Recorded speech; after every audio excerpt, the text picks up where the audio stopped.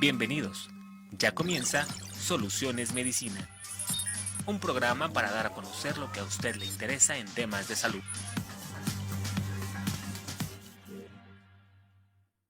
Hola, muy buenos días tengan todos ustedes. Bienvenidos a su programa Solución es Medicina.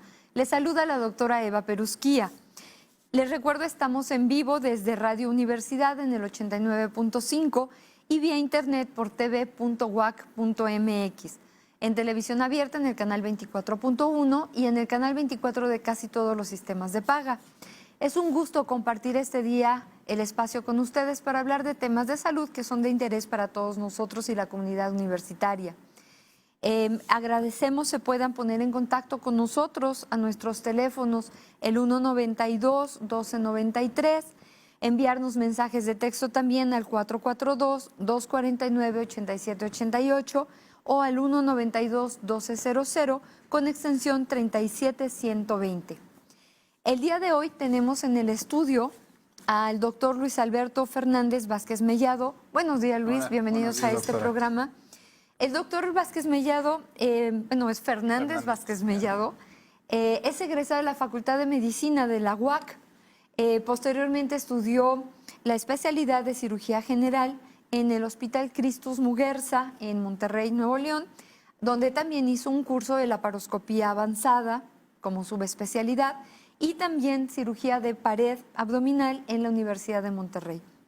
Actualmente el doctor Fernández es docente de la Facultad de Medicina y es titular de la materia de gastroenterología. Así es.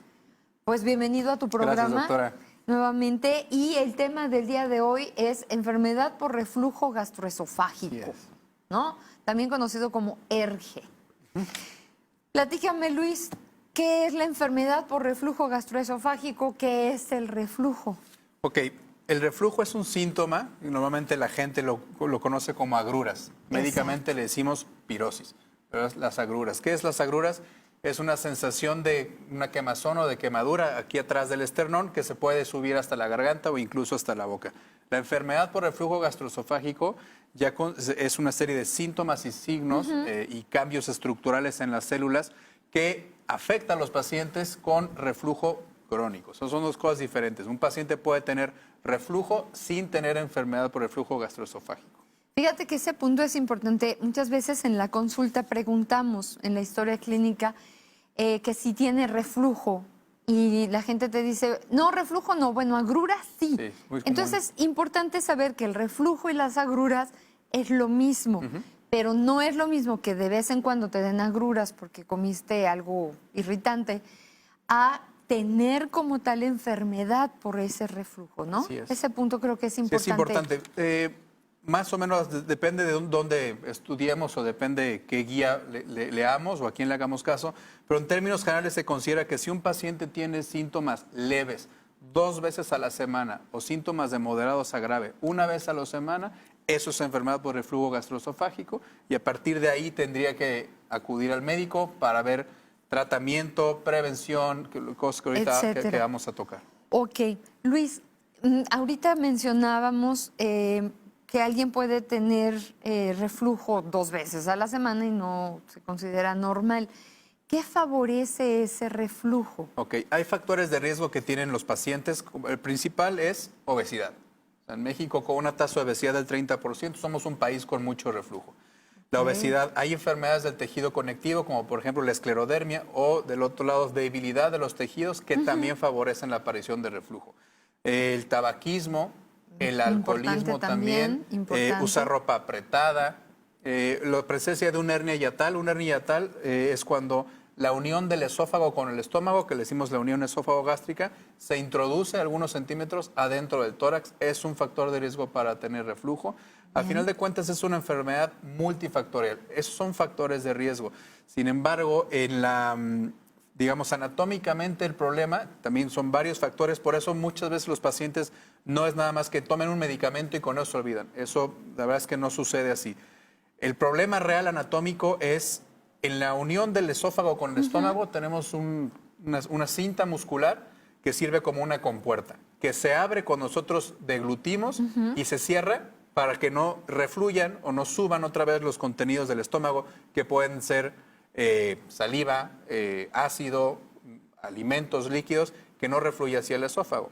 ¿La ingesta de algunos fármacos puede generar reflujo? Hay fármacos o sustancias que pueden abrir o pueden bajar la presión de ese esfínter. Por ejemplo, el alcohol lo relaja, el chocolate lo relaja, las grasas lo relajan. Los que llamamos digestivos, por ejemplo, eso hacen. Ajá, el alcohol relaja eso y relaja el esfínter y hace que sea mucho más fácil que se suba, ¿ok? En la mayoría de los pacientes, lo más frecuente, si los estudiáramos a todos, es que esa compuerta se abra arbitrariamente durante el día. Normalmente se debe de abrir para que, por ejemplo, podamos eructar y con eso aliviar un poco la presión de adentro del estómago. Sin embargo, en estos pacientes se abre arbitrariamente durante mucho tiempo o se abre arbitrariamente muchas veces al día.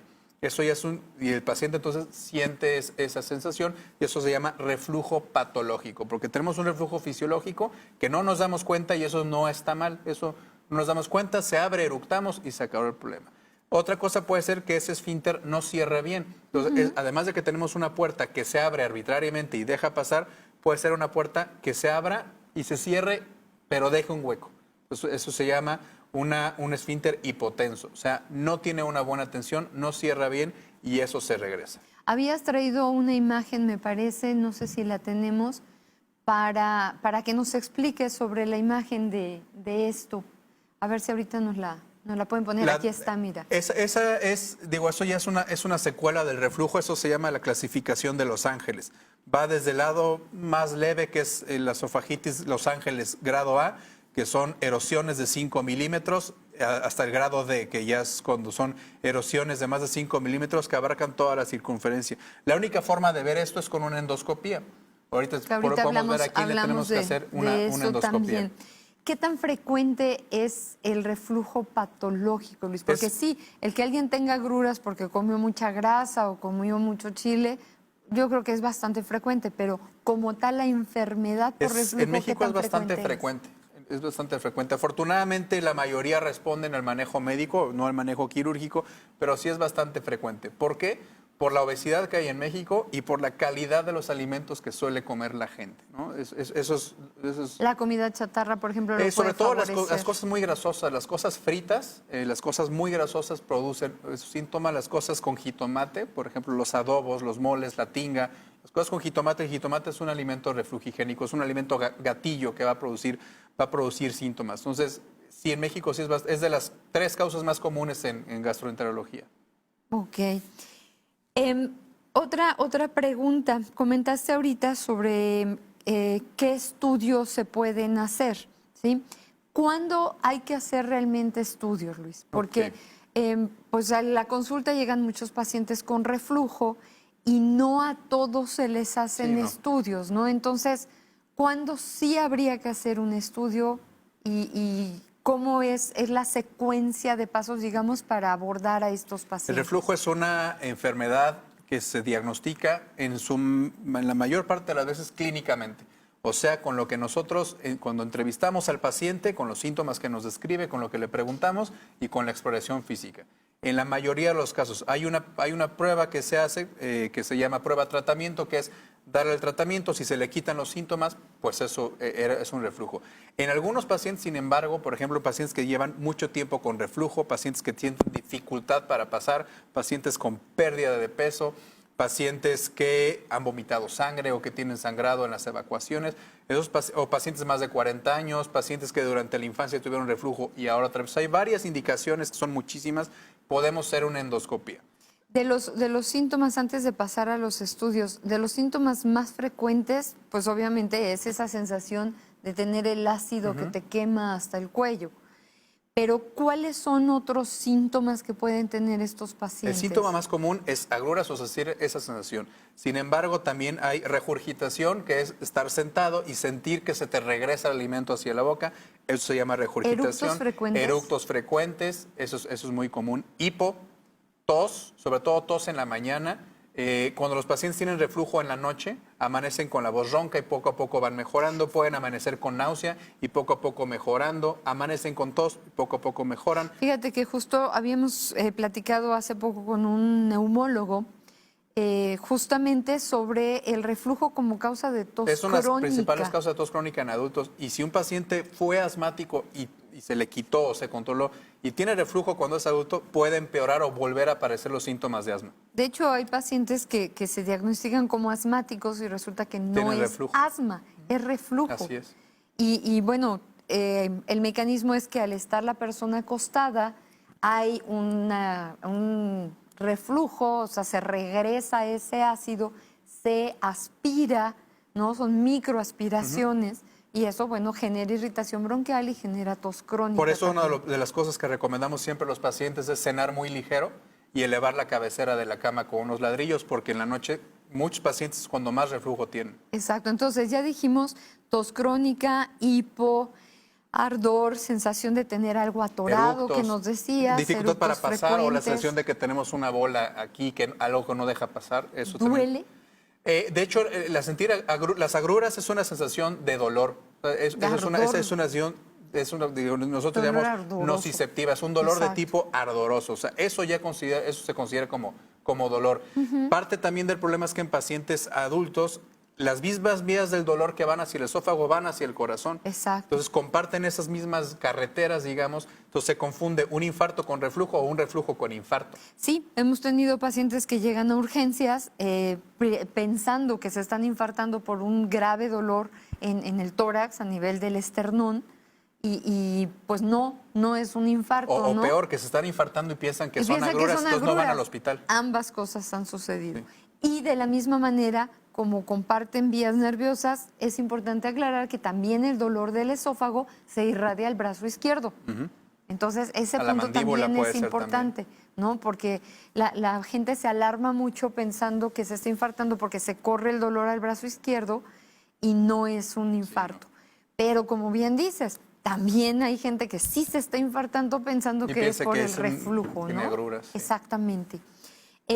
Ahora, vamos a pensar en un paciente que tiene todos estos síntomas, acude al médico, entonces decías, el primer abordaje podría ser prueba terapéutica, ¿no? Ver Si cómo no- responde al tratamiento. Si no tiene indicaciones para endoscopía, que la mayoría de las veces no empezamos con endoscopía, la mayoría de las veces empezamos con tratamiento, pero la base fundamental del tratamiento es los cambios higiénico-dietéticos. Esos son cambios en la vida diaria del paciente.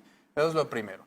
Si un paciente tiene obesidad, no hay medicamento que le vaya a servir. De hecho, si un paciente tiene un índice de masa corporal de más de 35, es una contraindicación para la cirugía. Que ya es una obesidad No mórbida, es una obesidad o mórbida. grado 3. No se debe de operar a un paciente con obesidad de reflujo porque no les va a ir bien.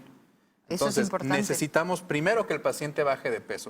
Evidentemente damos una dieta especial que es evitando los alimentos y otros muchos que ya hemos comentado y hacemos cambios que realmente no significan mucho para el paciente. Obviamente si fuma o si toma, lo debe de suspender, debe de no usar ropa apretada, debe de cenar muy ligero y si acaba de cenar no acostarse. Lo más importante es mantenerse recostado o en la cabecera 1 hora y media, 2 horas. Otra cosa que podemos hacer es con ladrillos o con unos pedazos de madera levantar la cabecera, porque Sí. es mucho mejor levantar la cabecera a dormir con muchas almohadas. Si duermes con muchas almohadas realmente no ayuda mucho. Es que si pones Hay que muchas elevar la almohadas, cabecera. una de dos, o te levantas en la mañana todo contracturado, o las almohadas terminan en el piso Aplastadas, y no sí, sirvieron o las tiraste. absolutamente Entonces, de nada. son hábitos, pero si el paciente, si no enflaca, si no deja de fumar, si fuma, o si no deja de tomar, si toma, el éxito del tratamiento disminuye mucho la posibilidad de éxito. Indicación de que desde el principio se mandara a hacer una endoscopía,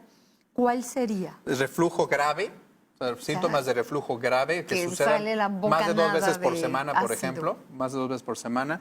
Pacientes que llevan mucho tiempo con reflujo, que desgraciadamente es la mayoría, porque muchos pacientes como el omeprazol, el Melox, el bicarbonato, se venden en el súper, en el Oxxo. Entonces la gente va y lo compra y se lo toma mal, con dosis Exacto. que no corresponden o a una hora que no corresponde, y el paciente lleva años con reflujo. Esos pacientes se tienen que ir, sobre todo son mayores de 40 años. Pacientes que tienen dificultad para pasar el alimento o el líquido, se tienen que ir a hacer un estudio del esófago y además una endoscopía. Primero hacemos un esofagograma, luego hacemos una endoscopía. Entonces son más pacientes obviamente que tienen sangrado de tubo digestivo, o sea, que vomiten sangre o que evacúen con sangre. Esa es otra indicación. Entonces, podemos dar tratamiento médico Si no hay una respuesta, hacer los estudios, o si tiene síntomas de gravedad desde el principio, sí se va a pedir el Sí, estudio. Desde ahí el depende de cada paciente. Depende de cada paciente si hacemos o no hacemos los estudios desde el principio. Y ahí vemos que hay varios estudios, hay por lo menos 4 tipos de estudios que nos estudian diferentes cosas del reflujo, tanto las secuelas como la calidad del reflujo, porque hay reflujo no ácido, también hay reflujo alcalino. Tenemos un esofagograma que nos permite ver la estructura anatómica del esófago, y la manometría, por ejemplo, nos deja ver cómo se mueve el esófago, porque el esófago se mueve como si fuera una serpiente. Entonces, todo eso lo hacemos, pero no se los hacemos a todos los pacientes. Hay indicaciones muy claras para cada estudio. ¿Un paciente clínicamente, por sus síntomas, puede sospechar de reflujo alcalino en vez de reflujo ácido? Es igual. ¿O solamente con el estudio, la endoscopía, lo puede hacer? La endoscopía, sobre todo en el reflujo alcalino, es cuando se toma la biopsia. Ahí la presencia de unas células se llaman células plasmáticas. Si hay células plasmáticas, es un reflujo alcalino, pero el tratamiento usualmente es el mismo que el reflujo ácido, a menos de que el paciente tenga un reflujo post-cirugía. Por ejemplo, los pacientes que operan de obesidad. Pero en esencia es el mismo tratamiento, pero sí hay que hacer una biopsia. Entonces no se puede saber por la clínica si es ácido o alcalino, No. hasta que haces el estudio. Hasta que estudiemos al paciente. A todos los pacientes que les haces endoscopía, ¿también les haces biopsia? No, lo que estábamos viendo al principio de la clasificación de Los Ángeles, existen 3 formas en las que se puede presentar estructuralmente el reflujo. Como un reflujo no erosivo, que son el 70% de los pacientes. En el reflujo no erosivo hay una irritación de las células, de la mucosa del esófago, pero no hay cambios en la célula. No están irritadas, pero no están ni inflamadas ni dañadas. Esa es la clasificación de Los Ángeles. En el resto de los pacientes hay esofagitis erosiva, que son estos 4 que estamos viendo. Esa es la clasificación de Los Ángeles. Eso lo hacemos con endoscopía. Ahí sí hay un cambio estructural de las células y hay un daño por ese reflujo que hay crónico en los pacientes. Después de la esofagitis grado D, que es la más grave, existe otra cosa que se llama la metaplasia de Barrett. La metaplasia de Barrett es un cambio no en la estructura, sino en el tipo de la célula. Entonces, se cambian, en lugar de que exista una célula del esófago en el esófago, hay células del intestino delgado en el esófago, porque la estructura de la célula cambia por ese daño constante. Eso ya es una metaplasia, de ahí podemos ver si es metaplasia incompleta o incompleta, depende de la gravedad. Y finalmente, el grado más grave es una displasia. La displasia es un cambio que, en el sentido coloquial, prácticamente es cáncer. O sea, el reflujo sí te puede producir cáncer. Eso es importante porque muchos pacientes dejan pasar esta situación durante mucho tiempo, y a veces no necesita ser tanto tiempo el que pasen con reflujo, sino la cantidad de ácido que está actuando. Sí, hay pacientes que tienen reflujo toda su vida y no les sucede nada. También hay pacientes que fuman toda su vida y no les da cáncer de pulmón, pero eso es imposible de saber a quién le va a dar y a quién no. Ahora, en la biopsia muchas veces se hace prueba para esta bacteria que se llama Helicobacter pylori. ¿Qué me puedes decir de ella en relación al reflujo? En el reflujo, Helicobacter pylori no tiene participación. Sí sabemos que si el paciente tiene reflujo y Helicobacter siente más los síntomas, o sea, siente más, pero de hecho en el esófago no puede vivir el Helicobacter pylori. Nada más sienten más los síntomas, y si le encontramos lo tenemos que erradicar.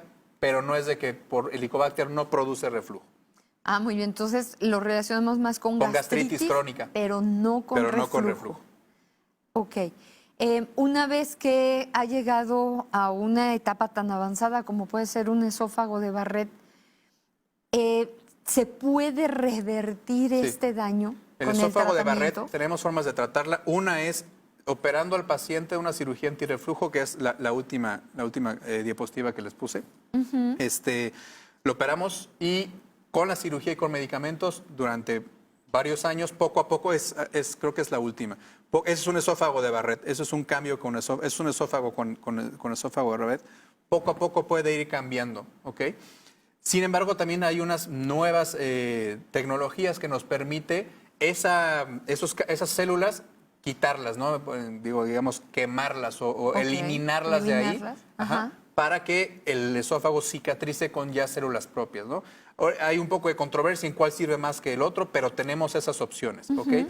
Un esófago de Barrett está comprobado que solamente con medicamento no va a mejorar. O sea, necesitamos hacerle quirúrgicamente algo al paciente, ¿no? Necesitamos hacerle algo al paciente. Muy bien, entonces, a pesar de que ya se tenga un daño grave, sí se puede llegar a mejorar, a revertir este problema.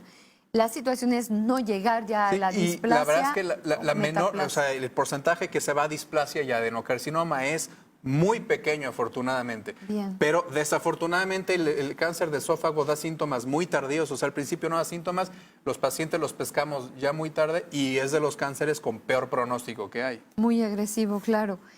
En cuanto al tratamiento, ya hemos mencionado que, bueno, pues se puede hacer cirugía cuando se requiere. ¿Qué te gustaría que la gente supiera con respecto al tratamiento clínico? Obviamente no vamos a dar aquí que sí, que no, la receta de cocina, pero algunos puntos claves para nuestro auditorio, Luis. Por ejemplo, sé de mucha gente que toma bicarbonato todos los días. No. ¿Sirve, no sirve? El bicarbonato sirve por 45 minutos porque evidentemente como es un álcali, disminuye el ácido, más bien aumenta el pH del estómago y ya, pero funciona por media hora, o sea, no ayuda a largo plazo. Eso es parte de exactamente lo que no debe hacer la gente, automedicarse y tomar bicarbonato o cualquier medicamento de venta libre, pero sin autorización o sin un control médico. Es lo que no deben de hacer. ¿Qué pasa con los pacientes que toman estas sustancias que ya mencionabas, que son leches alcalinas, leches de magnesia? Digamos algunos nombres comerciales, Melox, Pepto, todas estas. Esos geles que sí sirven y tienen su indicación, funcionan nada más tópicamente, o sea, es como untarse una crema, ¿no? Funcionan tópicamente, disminuyen el ácido o el pH o el nivel de acidez de adentro del estómago y sí mejoran. De hecho, los damos como parte del tratamiento, pero damos más medicamentos. O sea, hay como 4 familias de medicamentos que podemos dar a los pacientes con reflujo y evidentemente necesitamos hacer los cambios. Si un paciente no enflaca, o no deja de fumar, o no deja de tomar, de beber, claro, o no deja de comer comidas grasosas, o la comida más abundante del día es la cena, pues no hay combinación de medicamentos que le pueda servir. Por ejemplo, si un paciente tiene una hernia hiatal, la hernia hiatal no se va a quitar con ningún medicamento, eso se tiene que corregir quirúrgicamente. Entonces, porque mientras tenga la hernia, va a tener reflujo. Claro. Claro. Ahora, a medida de prevención con nuestros pacientes, bueno, pues lo más importante es no automedicarse. Es muy importante. Como cualquier enfermedad, no hay que automedicarse. Acudir al médico en forma oportuna y tomar el tratamiento en forma correcta, los días que se hayan indicado, que tampoco puede ser de por vida. No, antes... Especialmente los omeprazoles. El omeprazol, el pantoprazol y todos esos son parte del tratamiento. Se deben de tomar, o sea, a cierta hora del día, con una cierta cantidad y una cierta presentación. Normalmente son tratamientos que van por mínimo de 4 semanas. Hace algunos años, hace 10 años, pensábamos que podíamos dar estos medicamentos durante toda la vida. Ya vimos que no. Ya vimos que cada vez se encuentran más artículos que se hacen el enlace entre un tratamiento crónico con omeprazol o pantoprazol o cualquiera de esa familia con, por ejemplo, osteoporosis, principalmente en mujeres. Bien. Entonces, no se pueden dejar de por vida estos medicamentos. Entonces, esos son el tipo de pacientes que se van a mejorar con la cirugía y que son los que más se benefician de cirugía. O sea, si un paciente tiene reflujo diario y con los medicamentos se le quita, entonces depende de los medicamentos. Para tener una vida sin síntomas, ese paciente necesita cirugía. Un paciente que tiene reflujo con hernia hiatal... Sí, como comentabas, no va a mejorar, mientras no mejoremos todo el entorno. Bueno, pues amigos, ya saben...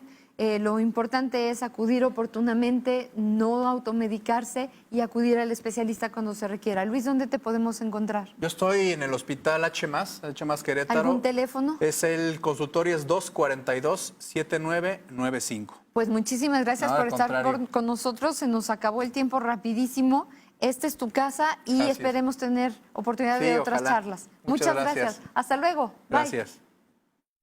Bye. Gracias por su visita. Esto fue Soluciones Medicina. Los esperamos la próxima semana para seguir tratando temas de salud a través de Radio Universidad en el 89.5 y de TV en tv.uacu.mx.